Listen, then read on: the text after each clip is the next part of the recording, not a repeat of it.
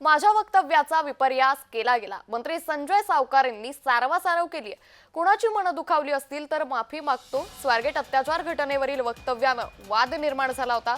अशा घटना होतच असतात, पोलिसांकडून तपास सुरू आहे असं वक्तव्य त्यांनी केलं होतं आणि त्याच संदर्भात आता मंत्री संजय सावकार यांनी सारवासारव केली आहे।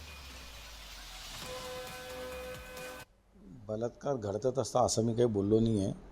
सगळ्यात आधी तर कोणाचं मन दुखावलं असेल तर मी माफी मागतो।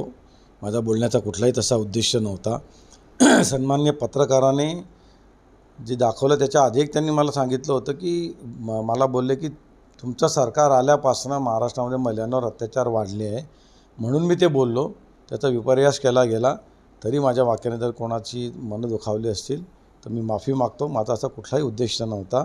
इनफॅक्ट महाराष्ट्रामध्ये उलटं जे सरकार आहे अतिशय सेन्सिटिव्ह आहे। अशा घटनांमध्ये तातडीने लक्ष घालून तातडीने कारवाई होते।